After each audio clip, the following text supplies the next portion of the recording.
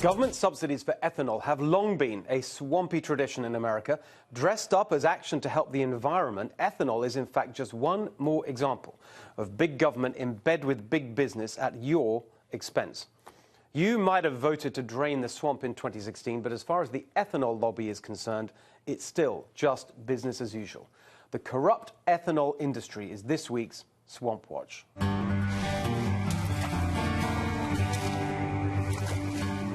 Ethanol is a type of fuel produced by processing plants, especially corn. It can be mixed with gasoline to produce a fuel that's theoretically greener than traditional gasoline. The federal government forces energy companies to produce a certain amount of ethanol fuel every year. They call it the Renewable Fuel Standard. Of course, if they were being honest, they'd call it the Renewable Fuel Racket, because what it actually does is artificially boost the ethanol market. That, in turn, boosts the demand for corn. So, guess which industries fund a massive lobbying operation to keep this swampy scheme? Corn and ethanol producers. This big government boondoggle ends up hurting you, the American consumer. Like when you fill up your car. The Manhattan Institute found that the government-run ethanol system costs US drivers $10 billion a year in extra fuel costs. And it's when you buy your groceries too, because the ethanol racket raises corn prices artificially high.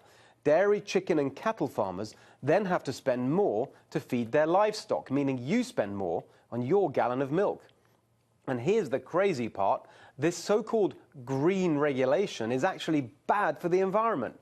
A report by the National Academy of Sciences found that the farming, refining and transportation of corn-based ethanol actually creates more emissions than the production and use of regular gasoline. It also contributes to pollution because of all the nitrogen fertilizer used by farmers.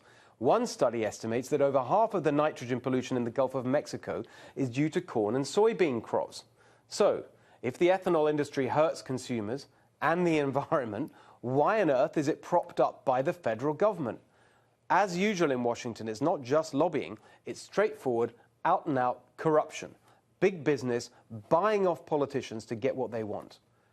Iowa is the #1 producer of both corn and ethanol in the United States. Guess who gets thousands of dollars in donations from pro-ethanol companies and interest groups? Step forward, Iowa Senators Chuck Grassley and Joni Ernst. Here are just some of the pro-ethanol donations they've received in the last few years. The National Corn Growers Association, the Iowa Renewable Fuels Association, Cargill, a global big agriculture giant, Monsanto, another global big agriculture giant, Archer Daniels Midland, an ethanol producer, Poet LLC, another ethanol producer, and of course, the ringmaster of this swampy circus, the Renewable Fuels Association, an outfit that, you won't be surprised to hear, has spent nearly $8 million in lobbying since 2010. But to really understand how the swamp works, you need to understand exactly why the giant global agriculture corporations need to buy Chuck Grassley and Joni Ernst's influence. These two swampy senators have got themselves onto key committees that give them the specific power to enable big business corruption. For example, Joni Ernst is a member of the Environment and Public Works Committee, which was considering Donald Trump's nomination of lawyer Bill Wareham to lead the EPA office that actually administers the ethanol racket. Ernst threatened to vote with Democrats against Wareham's appointment if EPA Chief Scott Pruitt didn't promise to continue the scheme. Shamefully, Scott Pruitt caved in to the blackmail. Despite President Trump's promise to drain the swamp, Pruitt reauthorized the ethanol racket a few days ago, maintaining the swampy status quo.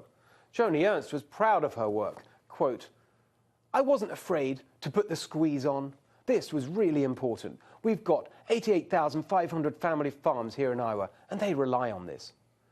How dare Senator Ernst use hard-working family farmers in Iowa to cover up her corruption? Cargill, Monsanto, these giant global corporations shoveling money into her pockets so she does their bidding in Congress, they are destroying family farms in Iowa, and Joni Ernst is helping them do it. By the way, it's not just small farmers hurt by the ethanol racket. Small and medium-sized fuel refiners get hit by it too. Many of them don't have the infrastructure to blend ethanol with the fuel that they produce. So, unbelievably, in order to comply with the swampy ethanol rules from the federal government, small refiners in America have to pay the large ones to produce more ethanol on their behalf. And those large refiners can hike the prices as high as they want, which of course gives them even more money to spend on lobbying the government. If you want a textbook example of how the system is rigged to favor the big and powerful, this is it. This disgusting racket does incredible damage to America's smaller energy businesses and is getting worse.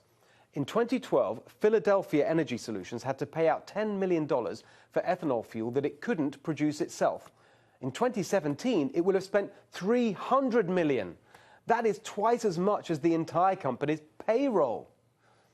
These small independent refiners employ exactly those blue-collar, middle-class workers that President Trump was elected to champion. But because of the massive regulatory burden of the ethanol racket, fought for by Chuck Grassley and Joni Ernst, Philadelphia Energy Solutions had to lay off 70 workers last year. Joni Ernst ran a famous ad in 2014 when she first ran for Senate. Remember this? I'm Joni Ernst. I grew up castrating hogs on an Iowa farm. So when I get to Washington, I'll know how to cut pork.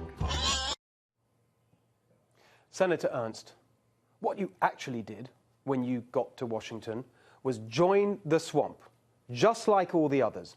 You became the stooge of big global agriculture corporations, screwing small businesses in your home state and beyond. Who's the pig now?